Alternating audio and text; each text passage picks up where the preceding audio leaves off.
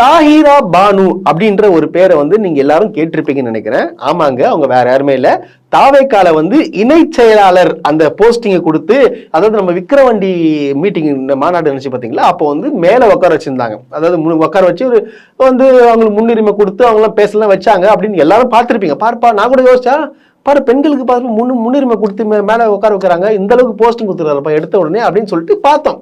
But ஆனா உங்களுக்கு எல்லாமே டவுட் வரல, இப்ப அவங்க இங்க இருக்காங்கன்னு சொல்லிட்டு. ஆமாங்க, எனக்கும் டவுட். அதாவது அவங்க இப்ப கட்சியிலே இல்ல, கட்சியில இருக்காங்களான்னு சொல்லிட்டு தெரியல. அந்த போஸ்டிங்ல இப்போ வரைக்கும் அவங்கள மேடையில ஏறி நான் பார்த்தது இல்ல.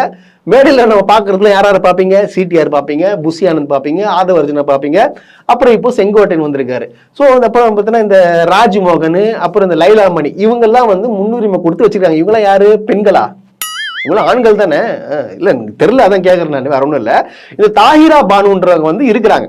பட் ஆனா வந்து இப்ப காணும். ஏன்னா இவங்க முன்னுரிமை கொடுத்து உட்கார வச்சிருக்காங்கல்ல, அவங்க எங்க போனாங்கன்னு சொல்லிட்டு இவங்களுக்கு கேளுங்க, தெரியாது. ஏன்னா கட்சி விட்டு அமிச்சிட்டு இருப்பாங்க.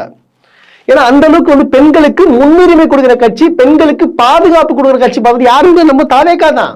ஆமாங்க, தாவேக்கா தான். இப்போ அந்த அஜிதான்ற ஒரு பெண் இருக்காங்க பாத்தீங்களா, அவங்க வந்து இப்போ தற்கொலை பண்ணிக்கிறாங்கன்னு சொல்லிட்டு எல்லாருக்கும் தெரியும். அவங்க வந்து சரி காப்பாற்றப்பட்டாங்க அப்படின்னு சொல்லிட்டு நியூஸ் தான் தகவல் வந்துச்சு. சரி, சந்தோஷமா இருந்துச்சு. பட் ஆனா இப்போ வந்து நியூஸ் பாத்தீங்கன்னா அவங்க ரொம்ப வந்து சீரியஸ் கண்டிஷன்ல இருக்கிறாங்க அப்படின்ற ஒரு நியூஸ் வெளிவருது.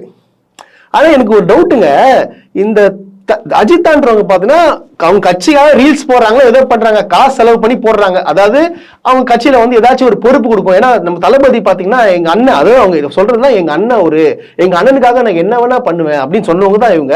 ஆனா இவங்களுக்கு எல்லாம் முன்னுரிமை கொடுப்பாருன்னு பார்த்தா கொடுக்கவே இல்லை. ஏன்னா அவங்க வந்து நின்று ஆக்சுவலா பாத்தீங்கன்னா அவங்க ஏரியால பாத்தீங்கன்னா ஒரு பிரச்சனை நடந்திருக்கு. அதை வந்து முறையிடுறதுக்காக, அதாவது அவங்க இல்லாம வேற ஒருத்தங்க போஸ்டிங் கொடுத்துருக்காங்க, அதை முறையிடுறதுக்காக வந்தாங்க. உங்களுக்கு எல்லாருக்குமே தெரியும், இதை பத்தி நாங்க பேசியாச்சு வேற.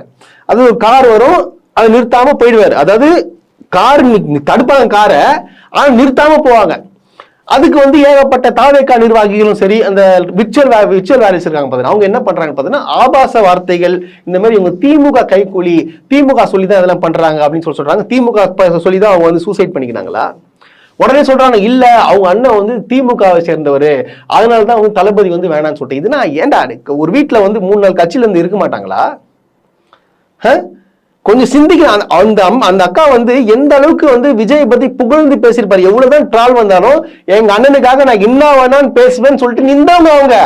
ஆனா கடைசியில வந்து உங்க விஜயால அவங்க கொடுக்கப்பட்ட மரியாதை என்ன? நான் கேட்கிறேன், ஒரு கட்சி பிரச்சனையே உங்களால தீர்க்க முடியல, நீங்க எப்படி சார் தமிழ்நாட்டு பிரச்சனை தீர்ப்பீங்க மிஸ்டர் விஜய் சார்?